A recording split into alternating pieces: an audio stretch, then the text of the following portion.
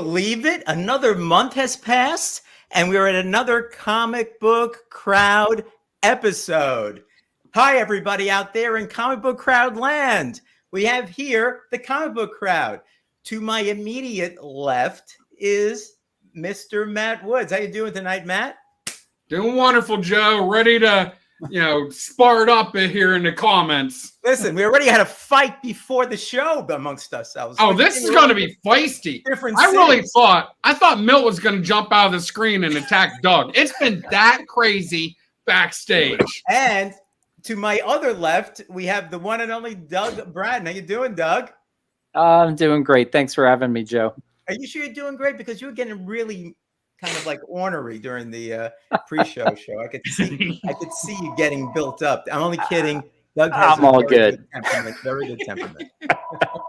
Below me, we have Milt, Flowers Comics. How you doing, Milt? I'm doing great, Joe. Something's going on there. Is there an AI talking in here, Chuck? No, Milt is being taken over. Chuck's a flawed person. I was like, can you hear me now? And diagonally below, we have Chuck Hensey, terrific comics and pulp culture. You guys, yeah. Hey, everyone. It's good to see you. All right, that's good. That's good. I'm sorry. I didn't have anything to drink tonight. That's why I'm the way I am right now. Anyway, let's say hello to the people that have seen fit to join us tonight. So, Madam Blaster is still first. I'm not sure if he's here, but she was first. When I went on like at about 2:30 this morning, I think she had already said hi. So she's there. Well, Boar, keep that oil pumping, my friend. We need it over here. Trev, the shipping guru. Yes, yes. Hype it up. Hype it up. All right, Trev, nice to see you tonight. And there it is. There it is. Trev, the shipping guru. Who else do we have here? The one, the only, Tina. Tina, how you doing? Tina. Thank you for being here. All right, let's see. Who else do we have here? Steve White. Now, Steve, did you get a buzzing in your ear? Because your name came up during the pre-show conference. You'll see why maybe in a bit. All right, who else do we have here for tonight? Spine Ticks. How you doing? Good to see you. I stayed up for about 40 minutes on the last show, maybe even a little bit longer. So I had some energy that show to be able to see some of that DC goodness that you had up there. I highly suggest Justice League thing you picked. Yeah, it was a good one you picked. Justice League, yes.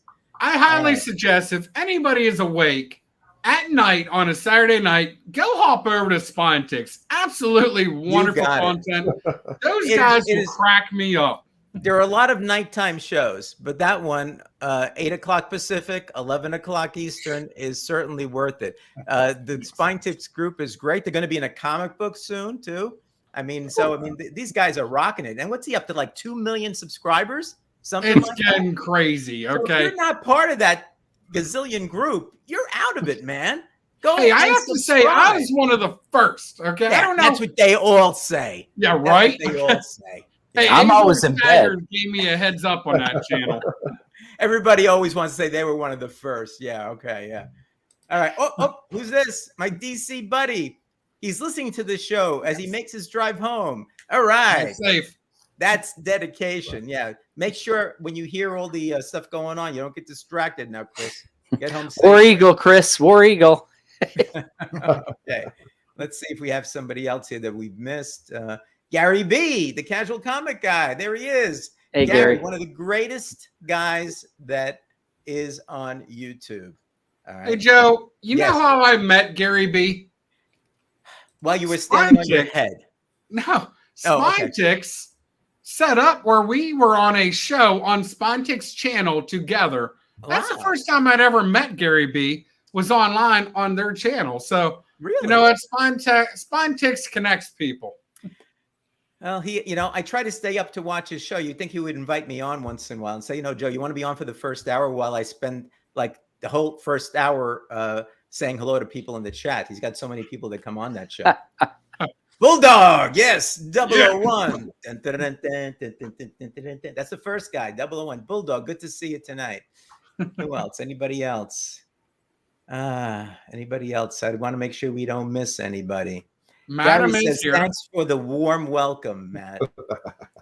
We'll have to change that next time, Gary. Yeah. We can keep that going, you know. All right, let's see what else. Sith Lordley is doing some good stuff here. Spine Ticks. Chuck Hensley, we know you're here already. I think we got everybody. He says anytime. Okay. I got to be awake, though. I got to be awake, Sith. All right. Okay, so we've got a show tonight that may be good, and it may not be so good. I don't know. Wait and see. But in another conversation, I was talking with a few people, and we started talking about how, you go to the store to buy some comic books, and suddenly you're shelling out like $100, stuff like that. Comics are worth, they're like, was it $4.99 is kind of typical maybe now. Some $3.99s, unless you're some third party type of stuff or whatever. What about DC? What's DC pricing your books at, Joe? You go into if you get like one of these superpower covers, it's at least a $5.99. Black labels are $6.99, $7.99. They're bigger. Some go higher. And one of them was $9.99 that I saw. So, exactly. So the question that I had was, I'm buying these comics, right? Because I want to read the stories, right?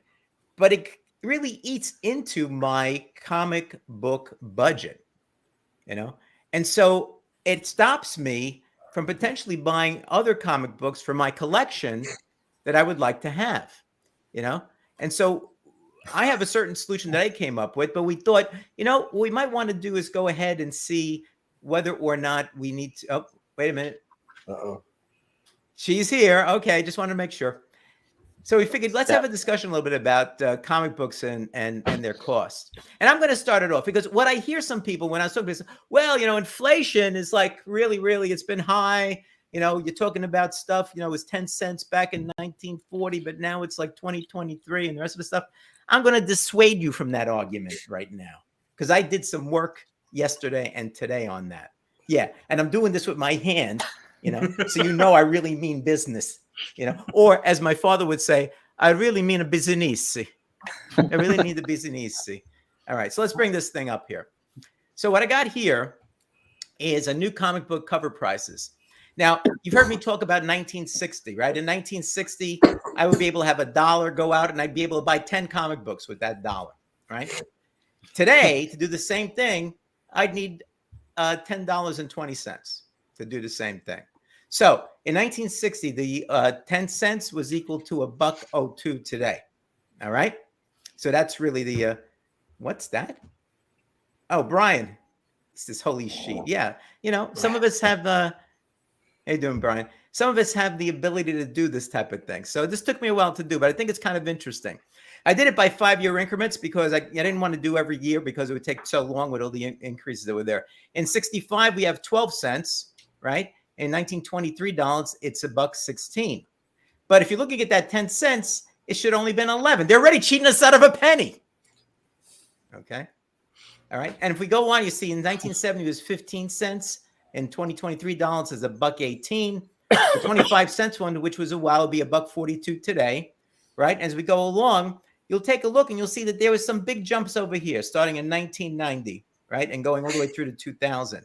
All right, from $1.75, $4.09 today, $2.50, $5 and a penny today, $2.95, $5.23 today. All right. All right, so that's pretty high, right? So that looks kind of interesting. So it's basically the same price as $2.95. Then we get a little bit of a respite, and then another big jump to $5.58, and then it kind of stays steady.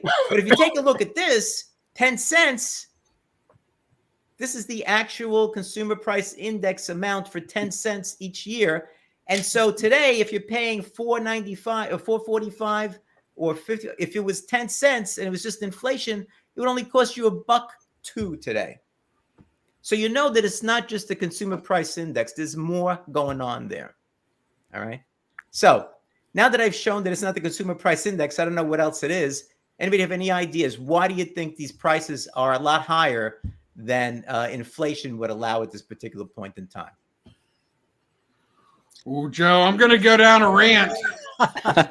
I'm waiting for you to go on that rant. Do you want me to make you bigger for your rant? Oh, yeah, you got to. I got a lot of stuff I got to talk about, okay? Now, here's the thing about it. Adults are screwing this game for children. Comic books used to be kiddie books, okay? Children read them. Now, guys, don't anyone ever tell you that adults didn't read comic books in the 40s, 50s, 60s. That's just honest to God not true. But that's what the public image has told us, that was the case. Now, here's why I'm going to show some books here, and I'm going to talk about the values wait a minute. real quick. You're actually going to show some books? It's so unlike you. I know. I never do that stuff. This is crazy town. But here's why I'm saying adults are screwing us for children, but it's because adults love their own childhood. Guys, I've shown this book before. I don't know if this is a comic book. This was called a dime novel back in the day. This was printed in 1902, okay? Honestly, the only graphic on it was the front page. The rest of it is just text that honestly looks like that, a little bit of the front pages. This sold for a nickel. Now, adjusting for inflation, this is $1.54 today. You know, so we're talking our reading really wasn't that expensive, okay? But did you pay $1.54 for that book, Matt? No, I paid quite a bit more than $1.54 for that book, and that's kind of what I'm going to get at. Okay, You know what? I paid $1.54 for a book I've really never read until I owned it. I actually found it online. I read the stories. Honest to Pete, the writers back then were really good. Okay, better than some of the Brattons that I know. Okay, so. Joking, Doug. I just like throwing barbs your way. Doug's just sitting there innocently. I just had to throw a dagger there. But 1941, you got Mutt and Jeff number 9, okay? 10 cents. That's $2.08 today, okay? Now, there's some Mutt and Jeff fans. I actually picked this up at an LCS in Pittsburgh. I paid $20 for it. I feel like I got a good deal on it. And that was about 3 years ago. But here's where I'm going to explain where the adults have screwed the pooch for kids in comic books. I got this 12-cent book right here, 1963. And Joe, you put up that graphic, okay? It was right now, a 12-cent book is roughly $1.20 in today's dollars. Right. But here's the problem with this. This really low-grade book, and right now it's $4,600. Why is it $4,600? Because the adults want to buy it and not the children, okay? You know, Bulldog, a lot of us can say greed, but is it really greed if you are the one paying somebody else for the book? I don't know. I mean, obviously the sellers are asking money, but buddy, honestly, if somebody would offer me $10,000 for it, I'd flip it. You know, without a doubt, I'd do that. I think we all would. If I had a car and someone wanted to pay me $10,000 over the value, I'm selling that car, buying another. But that is okay because you're on a particular level. So you can go ahead and buy another $10,000 book or whatever it happens to be with respect to that. But that's not that you have $10,000 in your pocket right now that you can go out and buy books with. You know, that's the thing. Yeah. Yeah. So now I know that book. Cool book. I had to throw a barb at Doug Brad, but at the same time, Doug let me know about this little nugget here. This came out in 1963. Honest to Pete, the very month, God, you know, horrible scenario, but the very month that President Kennedy was assassinated. This book is super, super rare. It got pulled from the shelves, and I'll show you why. This is a month President Kennedy was assassinated. Look at him there in a limousine. And I forget which member of the cabinet was sitting there, but he is saying, Conley. Does he have to keep shouting hi-ho silver? Honestly, I see why this got pulled. I mean, this was too close to reality. Quite a tragic thing, but this book was 50 cents in 1963. That's a $4.99 book. Now, I paid $30 for it on the internet. Honest to Pete, I had a hard time finding it at that price. It's a lot more because I think a lot of people saw that Doug Bratton show and were looking for that book. Okay, so thanks, Doug, for making that book go. I don't think I put that on the show. No, you didn't. That's the truth. Okay, that's probably one of the rarest Stan Lee books you can come across. Stan Lee wrote that, and it was all written prior to the assassination, and they pulled it and scrapped it, but some copies got out. Honestly, Pete, it's kind of funny. I mean, it's so political, and not like against one party or another, just political figures making fun of them, good-natured. In fact, I think President Kennedy, if he would have read that particular thing, I don't think he would have taken offense to it, because it wasn't a personal dig or attack like today's political landscape gets to be. But so I'm not going to go into what all the prices would be today, because Joe, actually, that was a really nice graphic, Mr. Travato. But anyhow, this ASM 100, this is a low grade 5.0. Yeah, this was a 15-cent book. It's now a 180-cent book, okay? 2 years later, a 20-cent book. This one's worth $3.75. It's only 2 years later.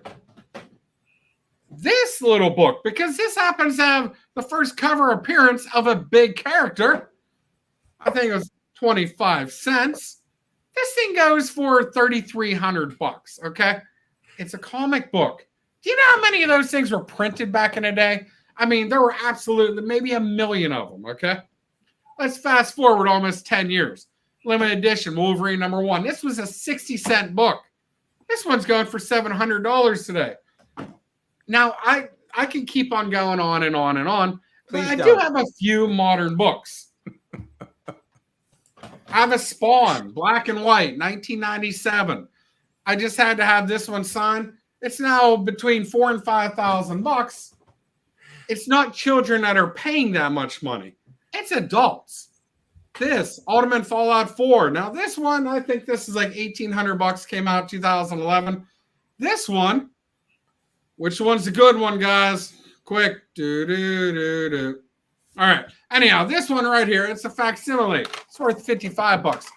Honest to Pete, it's the exact same book. It's the story that's important, right? But it's not.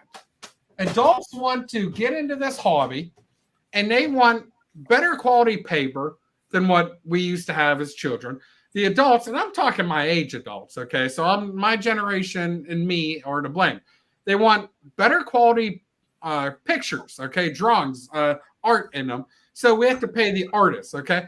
We want really good stories. So these story writers that have done a good job, they have to pay them more and more and more because the adults demand it. Because when you go to an LCS, I see very few children walk in by themselves. I see children walk in with their parents.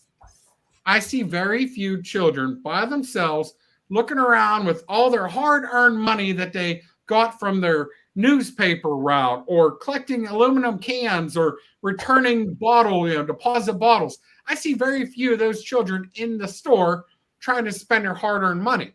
It just doesn't happen anymore. So adults are driving up the quality of the books, which is driving up the demand of the books. And it's all to get this nostalgia from our childhood so that we can watch it. Now, there are some modern books that are out there. Honest to Pete, I think they're invaluable. Like, there's no way to judge the value. Now, here's an example, okay? This book just came out last year, and guys, I can't find it in a price guide anywhere. I just think it's just through the charts. This is going to get me rich. I thought about buying a Powerball ticket a couple days ago. I bought this instead. I think this is going to do my American dream for me.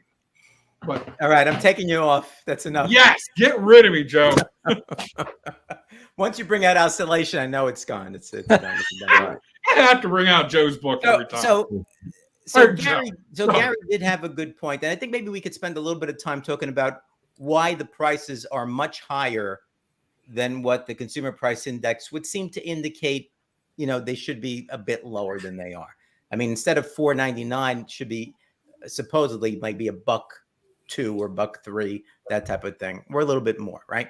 So Gary brought up the fact that, and you brought up also, Matt, that the material perhaps costs more. And I think that just goes into, like, again, everything costs more because of the consumer price index and so forth. But what about the fact that there's demand? You talked about demand. The companies want to make money. So when the new Spider-Man volume came out, the new #1, when was it? A couple of years ago now, something like that. I think they had like close to 25 covers, like 20, 20 plus variant covers, if I remember correctly. And they're not the only ones that do that. No. If it's a character that you want, that people are, want or collect, they know that people collect them and so forth. You have the completists like you, Matt, right, that are here and so forth. And so if they have 25, like if there's 25 Conan covers that came out, you would get all 25 Conan covers because you want that. So if I'm doing marketing for Marvel or DC or whomever, I'm going to say, hey, that guy Matt Woods, he'll spend whatever we put on that cover L, because Francesco Canacchioli or whatever is going to do it, and that name's going to be there. He's going to see it. It's going to be Conan. It could be crap. But Matt Woods will spend $7.99 or $8.99 for that cover, And if we tell him it's a 1 in 100, he'll spend $9.99 for that thing, So the companies are doing that. So what do you guys think about that? Is that do you think that affects the cost of new comics? What's your opinion on that? Well, I think some of it is if your local dealership actually charge you the cover price for them. Most of your local dealership, when you get those special covers in, they charge extra because it costs them extra to get them. Mm-hmm. I mean, no judging on them. But you look from the company's point of view. You go back to Joe talking about your older books there. And so I had to go over to the bookshelf and pull this collection off. This is one of my dad's Pogo collections from when he was in college in 1958. Nice. And it cost $1 in 1958. And by the way, it's still in pretty good shape given 8 million moves and a couple trips to the Navy and everything else. But in 1958, you know what minimum wage was? So a quarter? Minimum wage was $1. So if he worked for an hour, on campus at college, he could buy this book.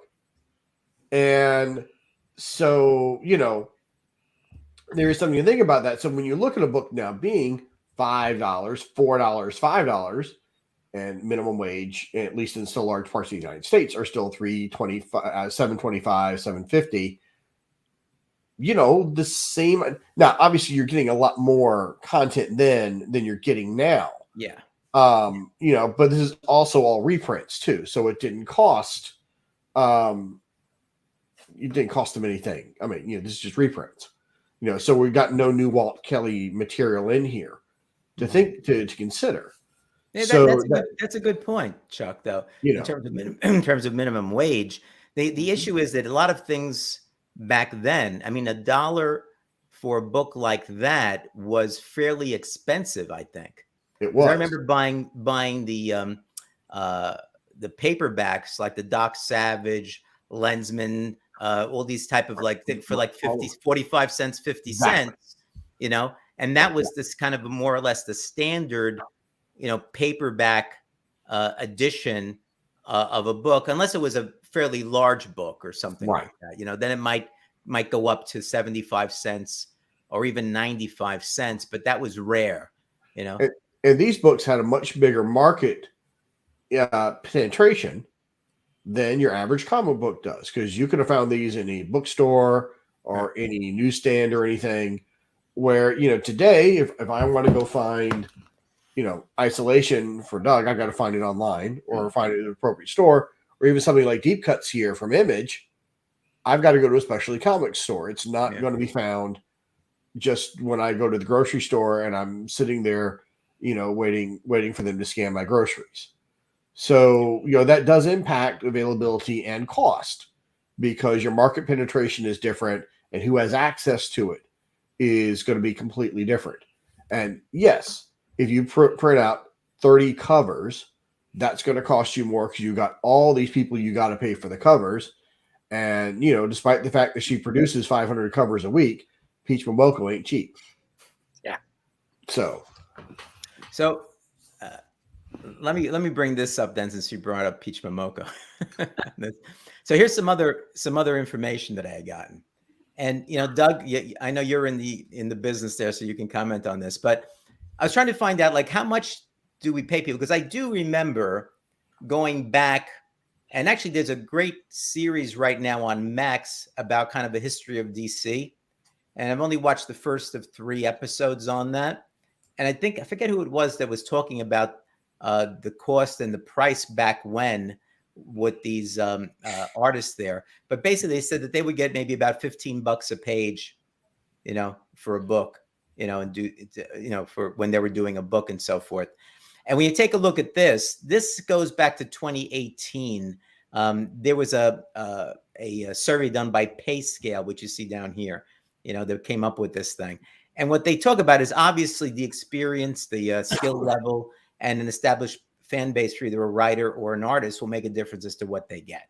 You know, like someone like Peach Momoko would get more because people seek out her covers and want them, and so she would get more money. So, you know, with the factors, they basically say that writers, this again is 2018, okay, got between 25 and 220 per page. Cover artists between 275 and 750 per cover. All right. Pencils for the interior, 100 to 250 per page. Inks, 75 to 200 per page. Coloring, 35 to 150 per page. And incidentally, when I looked at the numbers between Marvel and DC paid more for all you writers out there. Lettering, $10 to $50 a page. And flattening. Doug, do you know what flattening is? Yes. I didn't until I looked it up. Why don't you tell us what flattening is? Because I said, what the hell is that? It's pretty much the process of taking the files and starting the basic colors. Right. That's the simple explanation. That's right. It's kind of an intimate. He gets everything ready for the colorer to go. Yep. That's the way I kind of saw it. Yeah. And I didn't know that existed. Joe, what I'll say is these ranges are probably pretty accurate from an average, but in reality, they extend, you know, a little bit on the lower side and a lot on the higher side. You know, a superstar cover artist is making a heck of a lot more than $750 a cover. So. Yeah. But as far as an average range, that would be a narrower version of it. Okay. All right. And, you know, so these numbers here, obviously, again, they're kind of averages and so forth. And average pay for comic book writers is about $70,000 a year, or $33 an hour. The top 10 owners will get over $111,000 a year. Yeah. All right. So I thought that was kind of interesting. Because if you go back as to what at least I saw and what I've read beforehand, you know, if you were, I think if you did a cover in the old days, I don't know that you could pay it any more than if you were drawing, you know, the interior pages that were there. So versus $15 versus $100 to $250 or even more, again, depending on the person, I think is kind of an interesting scenario and might be a reason for additional, you know, for the additional cost, you know, of the books that are being done today. So so I think that's another issue. Go ahead. I'm sorry, interrupted somebody. Joe, go ahead, Milt. I was just going to say I thought Milt got cut off a little while ago. So no big deal. I was going to say one of the products that companies started putting out a heck of a lot of a couple years back were exclusives, and those. Typically, I helped some people get an exclusive together. And for a lot of the independents and books like Dynamite and things like that, to do the cover, and you have a minimum of number of books of 500 that you have to get, that came out to around $2,500 for everything. That includes the artist, the inking, the printing, all that stuff. And then they turn around and they sell those, of course, for and make some money. People aren't as interested in exclusives anymore, but yet at the same time they are. If you go to San Diego Comic-Con, it's ridiculous what they're asking for. Things that the people that do that are making a ton of money, not putting out a product, just basically putting out a cover. Yep. And Phil, at the New York Comic Con, there was one cover, and I can't even remember what it was now. I was there on the Thursday, and the line to get that one cover was huge. And I remember Brian LCS came out with the cover, and I didn't, because they only had a certain number. Yep. And the line went down like 2 rows, and they had people on the lines there to make sure you got on the right line. And I don't even remember what the cover was, so I don't care anymore. But that day, people were going crazy trying to get that cover. So and I'm not sure how much the price was even, but clearly it was a ton of money that they were paying for something like that. So demand. If people are going to continue to buy the covers, and buy this and be completists or want to get that, and I don't know if it's FOMO so much. I mean, I don't know what you guys think. But I do think there are people who feel, I think they have the death of Superman syndrome is the way I'll put it. I think they look at these things and they think, oh, this is going to be worth something because of whatever kind of hype that it gets. And believe me, I used to fall into that all the time. And I consciously had to make an effort and say, I'm not going to do that anymore. I'm not doing it anymore. And so when Joe, I can speak on that from 2 different angles. Okay. Yeah. If Marvel was putting out a Conan comic, well, I own every Conan comic, every variant issue, all the way up until King of Conan #6. It just came out, I think, forgive me, last year. Okay. It's whenever Marvel quit printing them. Well, I got stuck in this trap where I didn't originally seek out to collect every single variant cover and everything, but I had them. And I was kind of proud of that fact that I might be the only person in the world that has an absolute full, complete, whatever Marvel printed collection of Conan. And I to this day, I have people like, hey, I have this book and I have this book and I have them. Milt, that book that you and I were looking at today that you showed me that index. Oh, yes. I have that. You do have that? Okay. I do have that. I was looking at that. I'm like, I do have that. But anyhow. Matt, this is one of the 3 Conan books that I bought as a kid.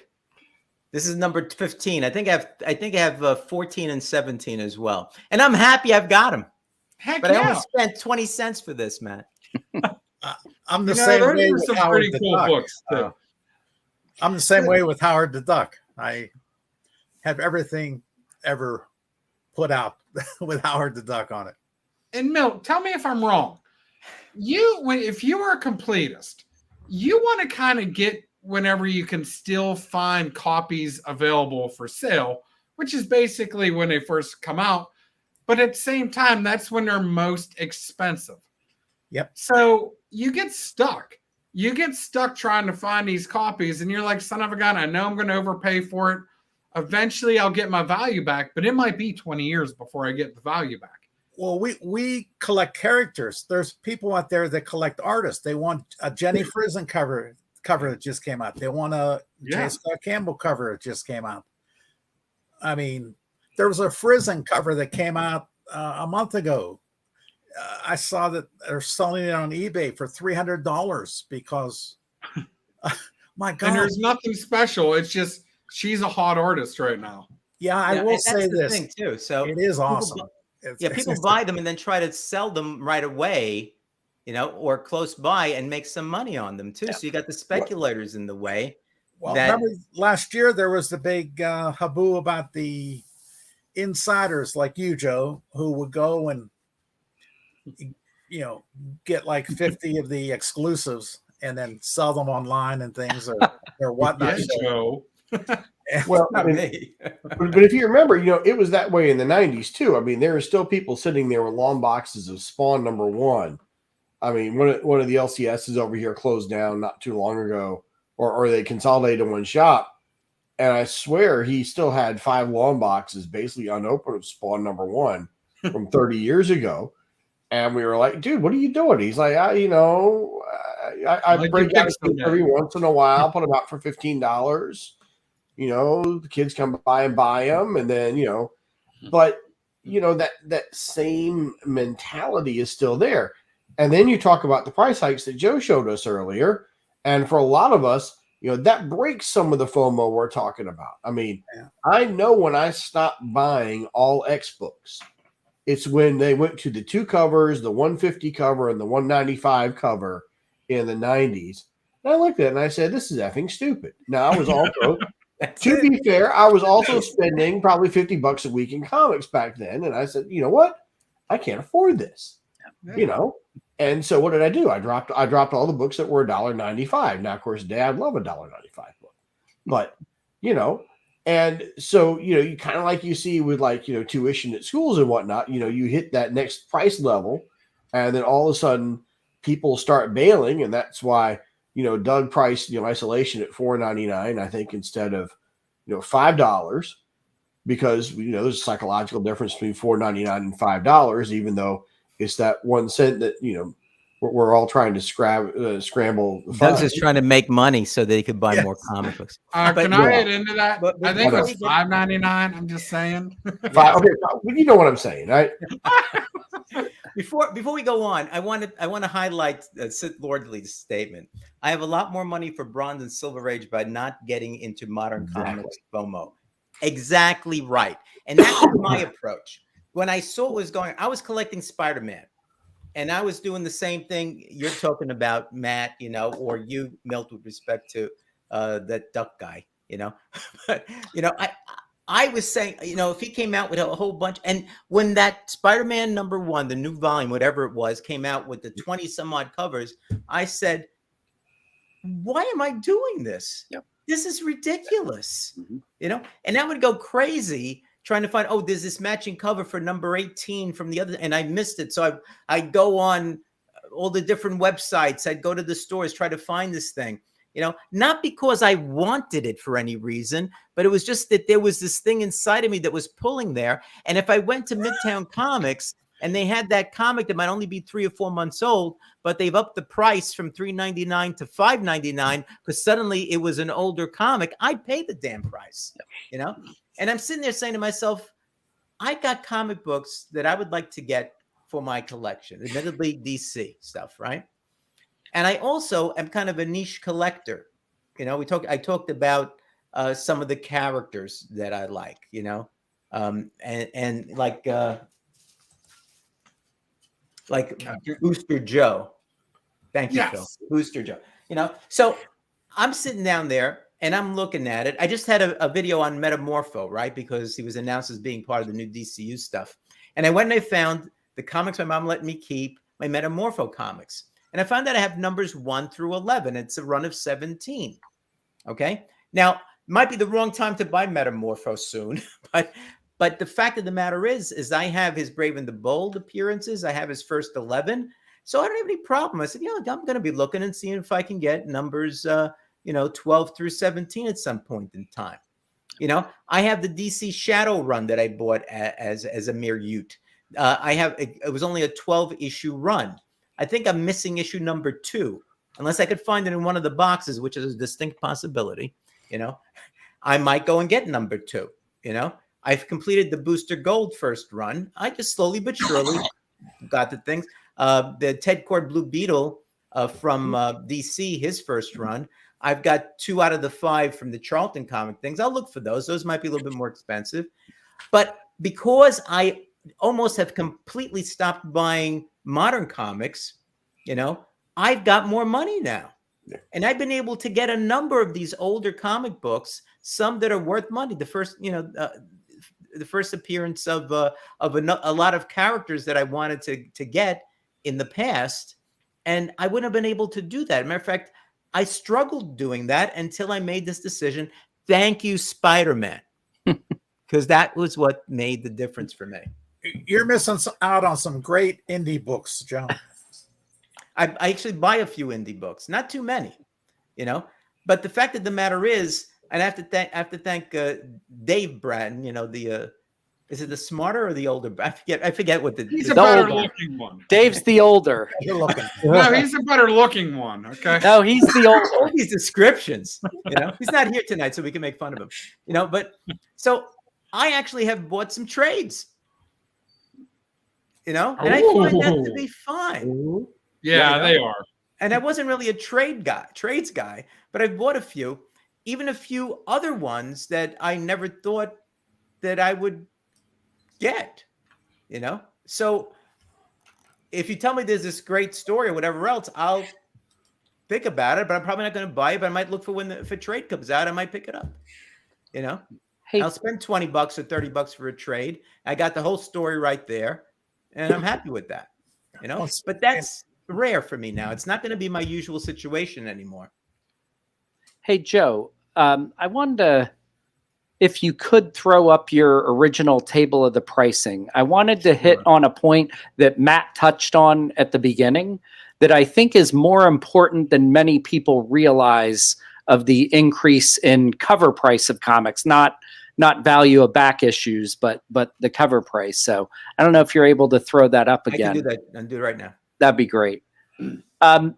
So something really important happened between like around 1979 to 1980 and 81.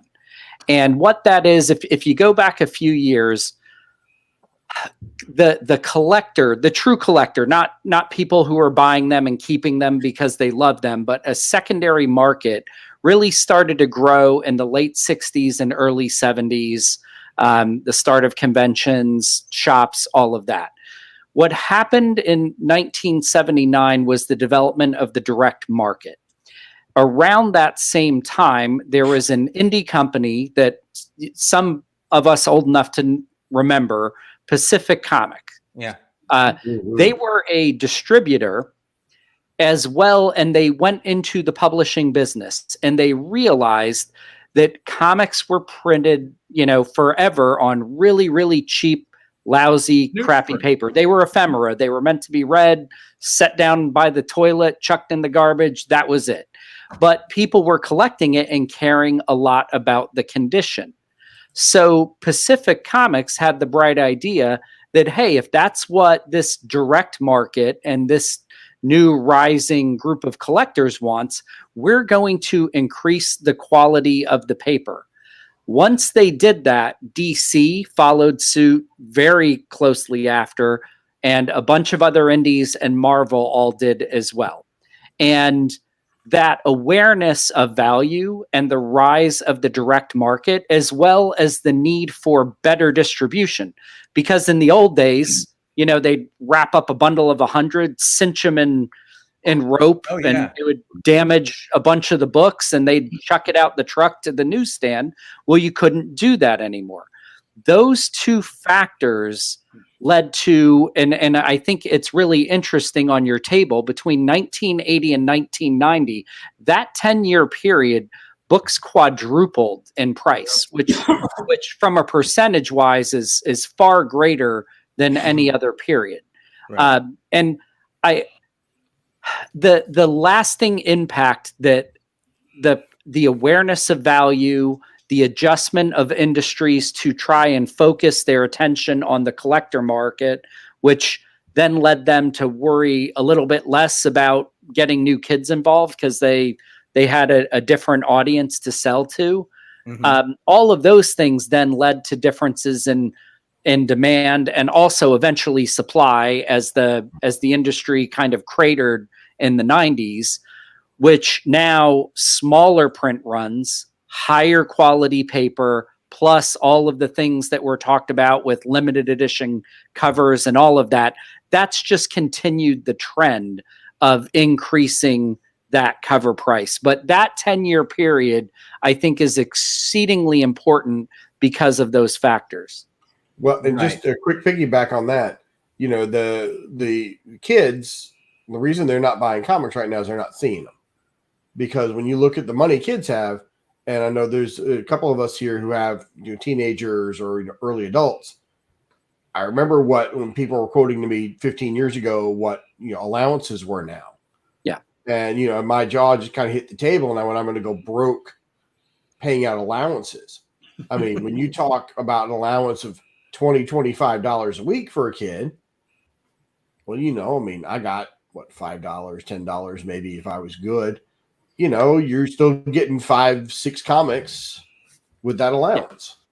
I will add, Chuck, that kids still read comics. They just read them in, Captain Underpants and Diary of a Wimpy Kid and that type of format. And they interact with them through video games. Yeah. So comics are still alive and well with kids. They're just not necessarily the floppies that are more oftentimes written for adults. So Doug. Hey, Joe, love it, Joe. You guys, Doug, I had a whole show about isolation with you and your brother. Come on, give me a break. Wasn't good enough. Well, Matt Wood's name used to be a drinking game, so every time I say isolation, that could be the new comic book crap. So I found this chart. I found this chart, but since you brought it up, Doug, and what you see is there are 3 different lines in the chart. The blue chart is the cover price of a comic book. Mm-hmm. Okay. The red chart is what that cover price would be adjusted for the consumer price index. Mm-hmm. And interestingly, the green is an estimate, because some of it, especially the older ones, has to be an estimate of how many units of comics are sold. Yep. So when you take a look back in 1950, with the price, being 10 cents and even like under $1, based on the CPI, that was like the heyday. Yep. In the very early 1950s, it just kept on going up, starting with Superman in 38, just kept on going up until you had, if you look over here, like over, basically 1 billion comic books. Yep. Being sold. And what year did it tip? I'm estimating it looks like it tipped around 1951, which is the year that I was born, guys. But, that was because the war was over, people were home, they had other things they needed to do. And so the war, all the comic book characters were fighting the war. So people were buying them up. It was a lot of patriotism with respect to that. And after that, people coming home from the war, the soldiers, got to get jobs, buy houses, buy their home. There's a lot of stuff going on, and the interest just waned in there.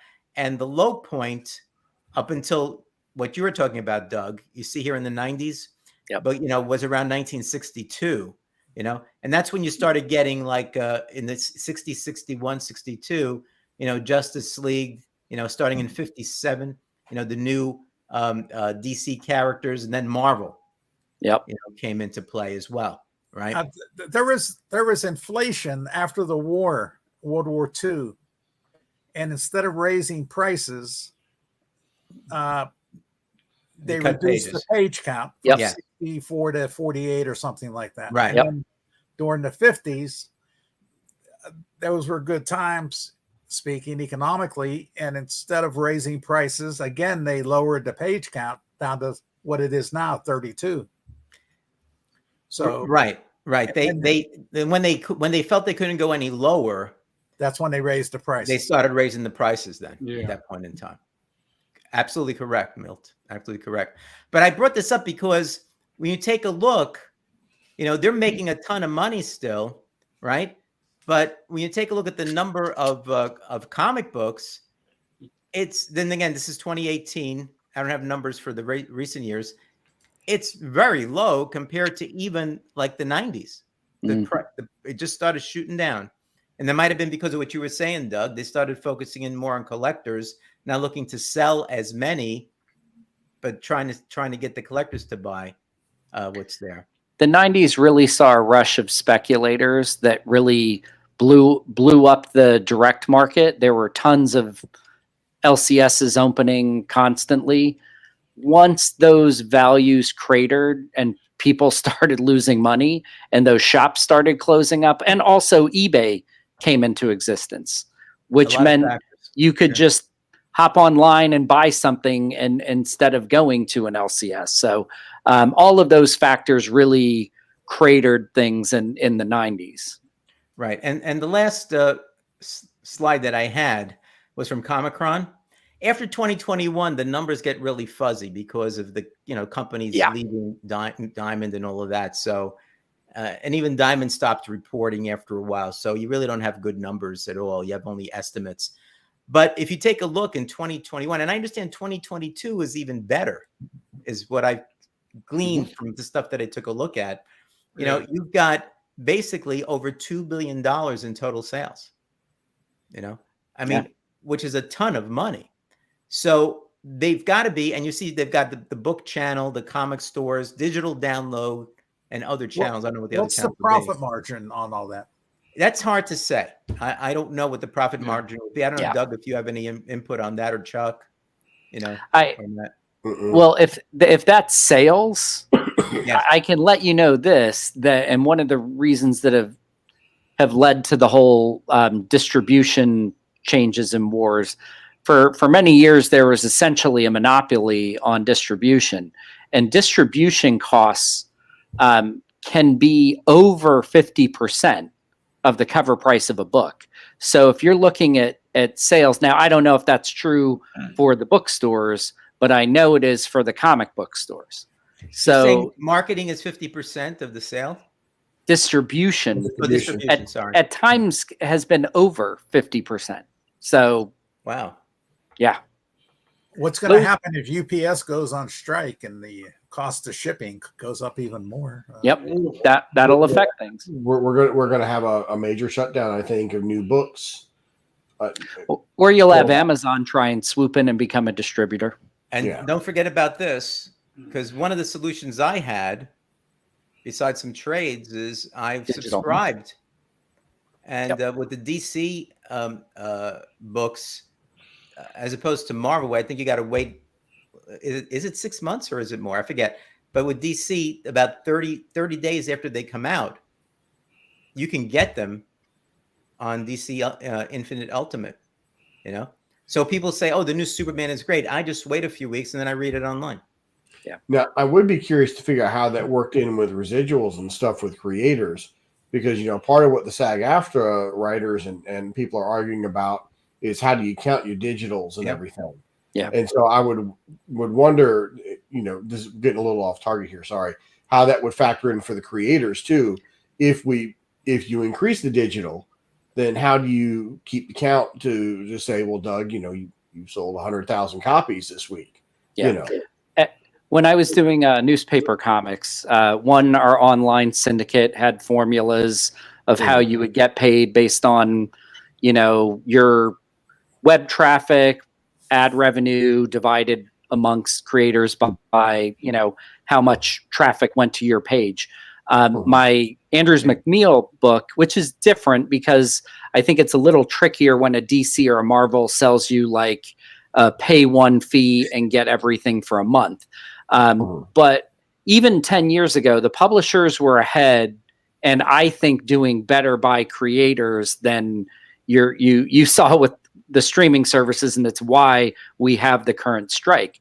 A typical royalty rate for a print book was about 15% for an author. Even 10, 12 years ago, it was about 20% for a digital download. And the reason for that is obviously the publisher is saving a lot of costs. They don't have to print the book. Therefore, the price goes down, and they don't want to stick it to the author and give them, a pittance. So the digital for at least book publishing back then was actually higher than print because of the lower cover price. Okay. And if you take a look at this print comic released by format, you could take a look at it and you can see the number of variants, the main version, number of variants, graphic novels. So total print, there's the variants we were talking about. That's huge. And let me talk for 1 second about variants. So if you print all your comics at once, you're going to save money. But for every variant cover you have, not only are you paying additional for the cover art, which is the cost, you're paying a setup fee for the printer to switch things out to put that new cover on. Not to mention if you're doing bells and whistles of foil and things like that. If you're just doing a standard cover, but you're doing a limited edition one, let's say you're doing a limited edition sales of about 250 copies of a comic. Well, if you're paying a cover artist $500 to $1,000, that's a couple bucks per book. The setup fee that you're switching out, that's a couple bucks per book. And then if you're adding any bells and whistles, that could be anywhere from $1 to $6, $7 per book. So the reason that variant covers are often significantly higher than a standard cover is you're paying for those bells and whistles and scarcity, and it's so much more expensive to print than your standard print run. Yeah. $2,500 for 500 copies independent. That's not too much. I mean, that's 500 copies though, right? That's correct. Yep. So but you still have to pay the artist yourself. That's everything basically. Yeah. It was it was less than $2,500 for a Dynamite cover to a Draculina book for 500 copies. Yep. Now that will vary greatly.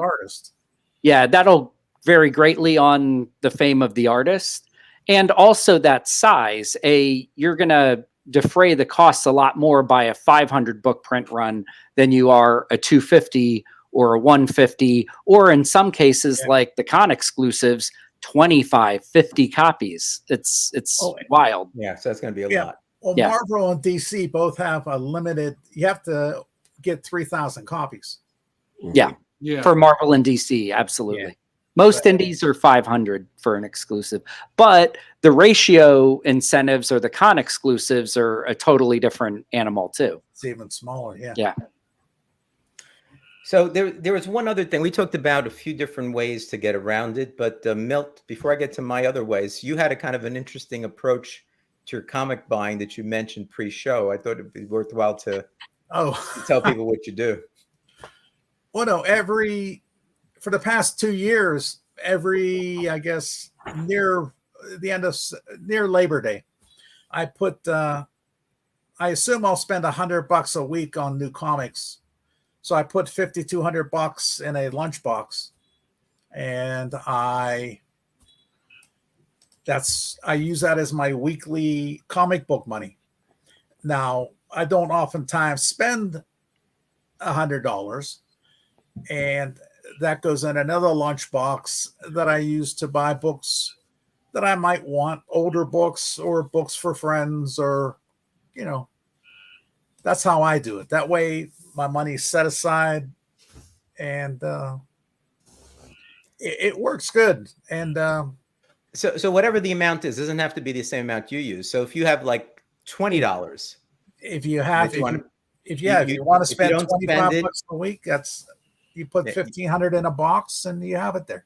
Yeah, and then you just move it up elsewhere, and that's the money you use for your collection, older comics, finished runs, or gifts, or whatever you said. Yeah, and it allows you to save throughout the year to put in your box. Yeah, actually, that's not a bad approach, I thought. It's a really good idea. Yeah, it'd be worth telling people about it. The only other thing that I would mention is another thing that I've done, because I've reduced considerably the number of new books that I buy, and like some weeks I don't buy anything. And I think Pretty Fly had mentioned this on Instagram. Now that's good. If you have a separate bank account, that's pretty good.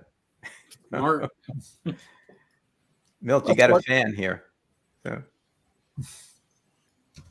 But anyway, so another thing is, if you have a library card, there are a couple of apps that I know of anyway that I use where you can actually download or borrow graphic novels primarily, but even some comic books as well.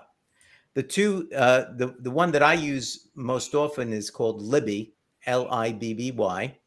All right. Doesn't cost anything to join.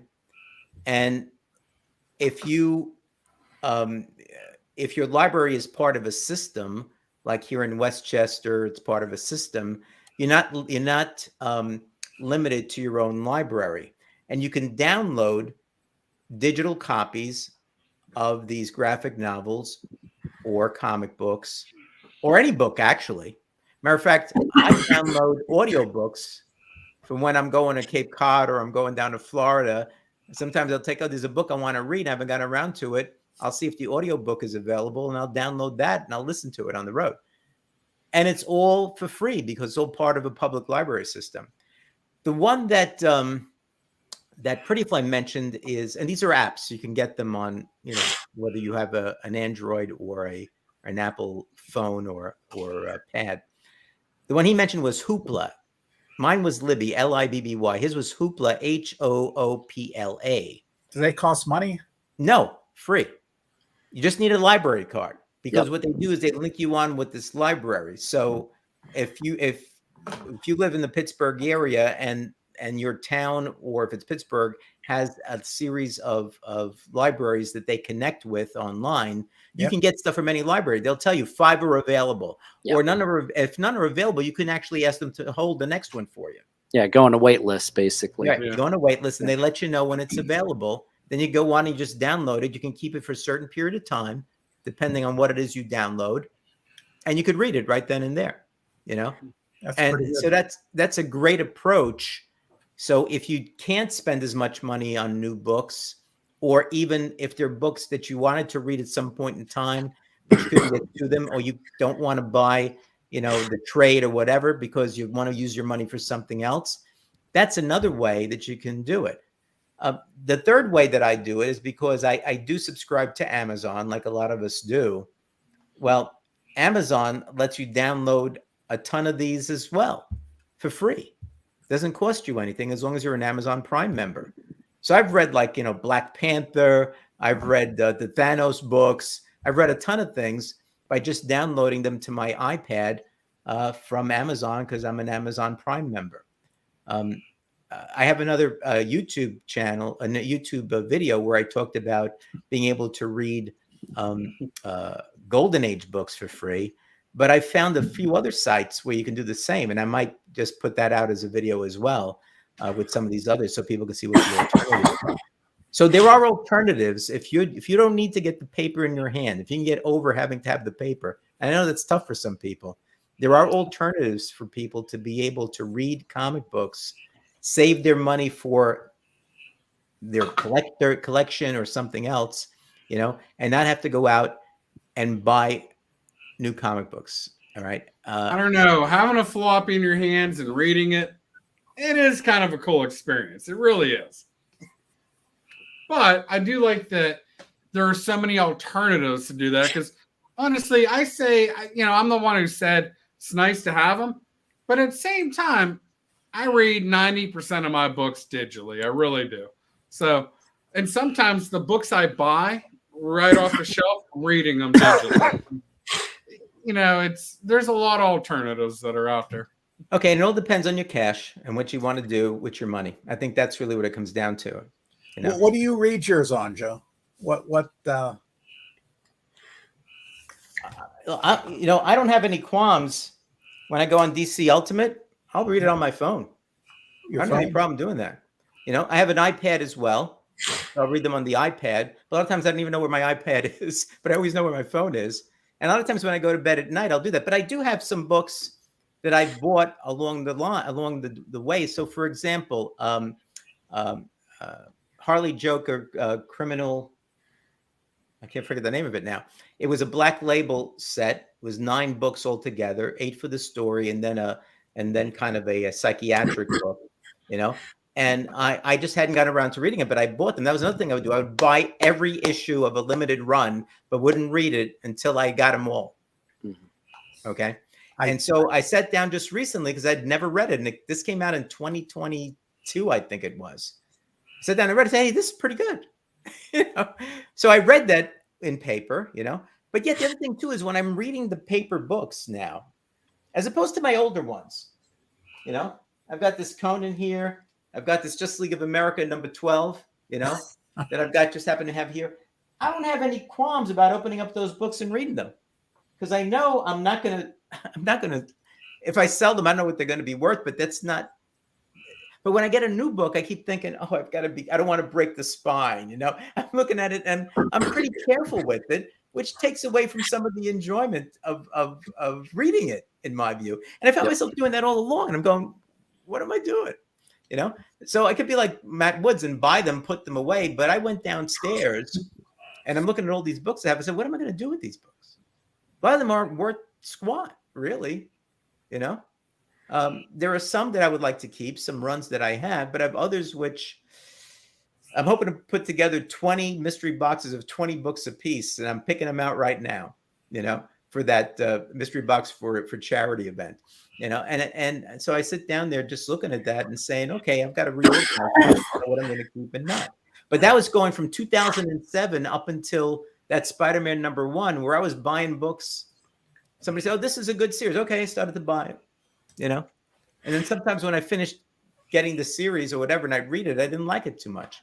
And Spider-Man, I don't think I read hardly any of them after number 55 on the prior series because I just thought they really sucked. You didn't miss anything. I know. So I've got all those books there, including variant covers, you know. So I'll go through them and see if any of the variant covers are worth anything, you know. But other than that, I keep the ones with Howard the Duck in them. Okay. All right. Sith Wardley knows what he's talking about here.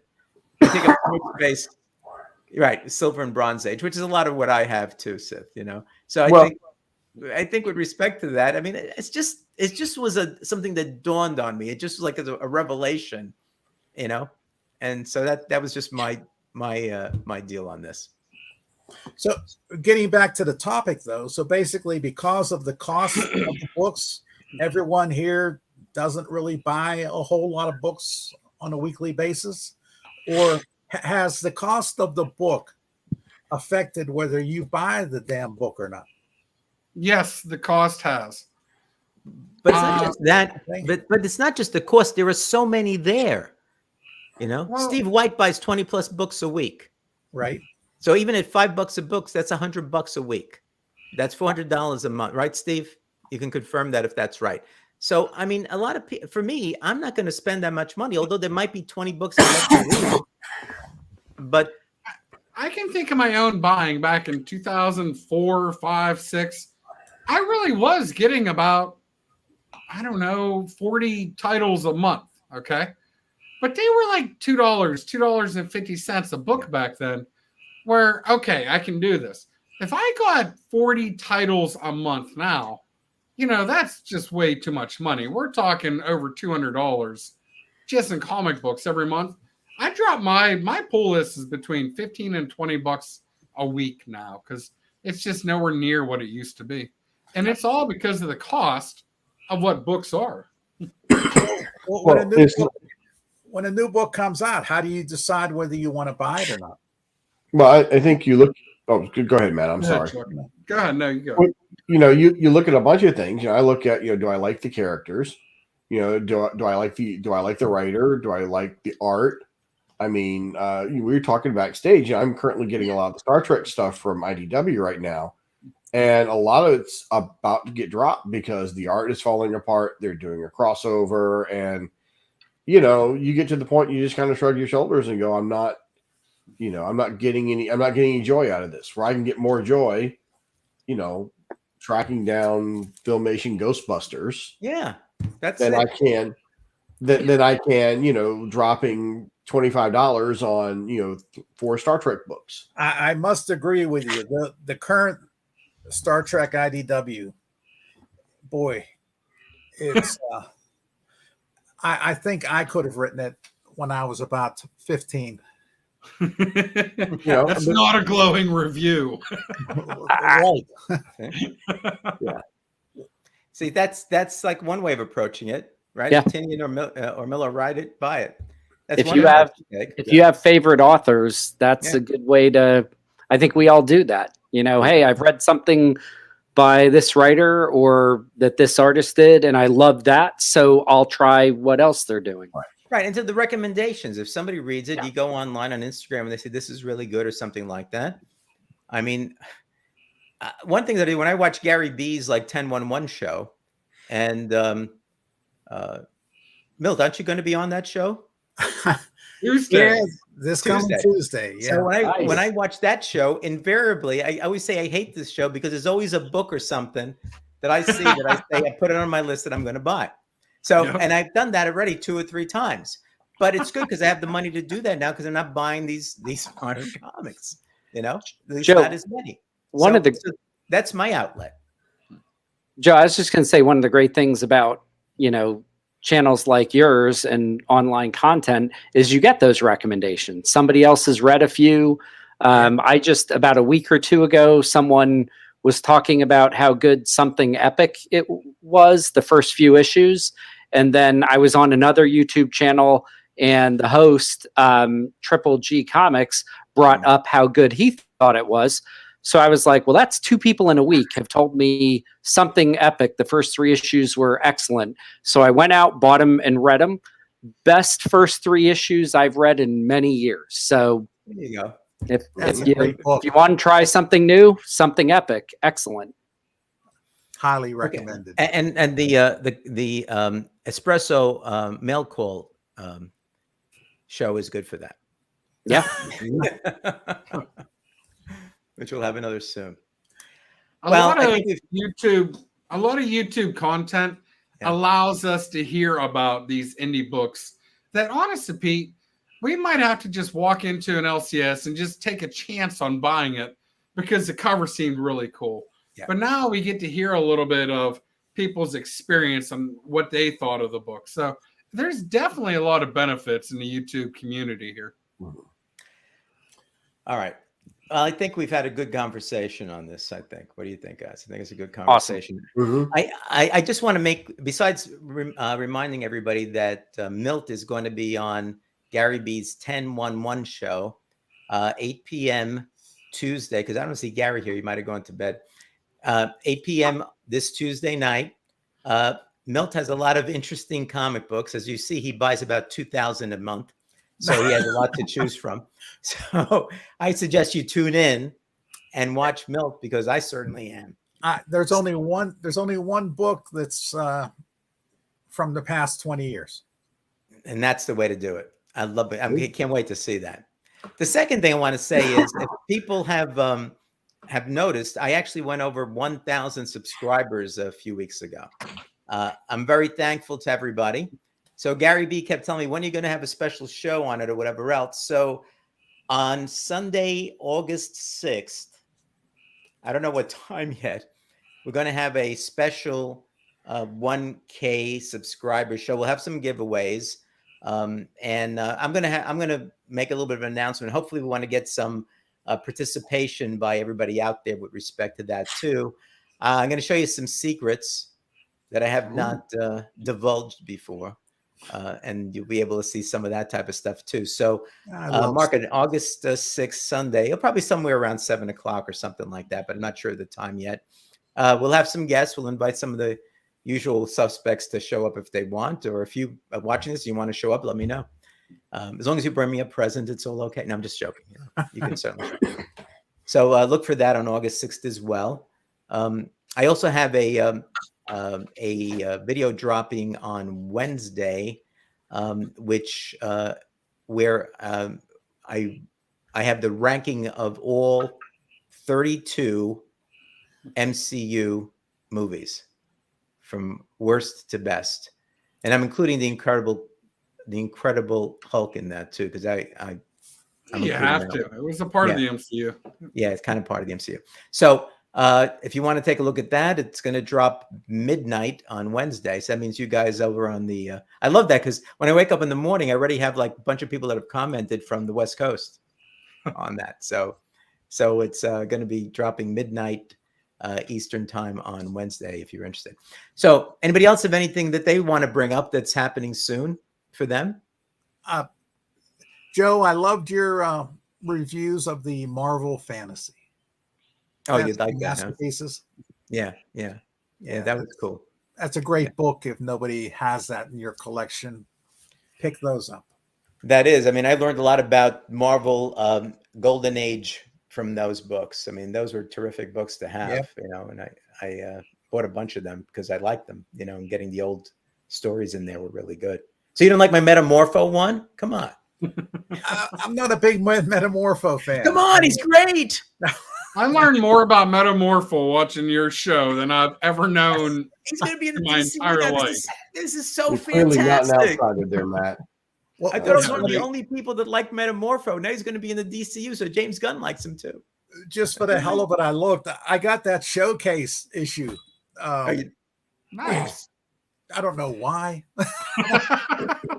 If you know anybody that's interested in it, Because you buy so many of those comic books, you don't know what you're buying anymore. Just joking. So I want to thank everybody. First of all, I want to thank the comic book crowd guys for showing up.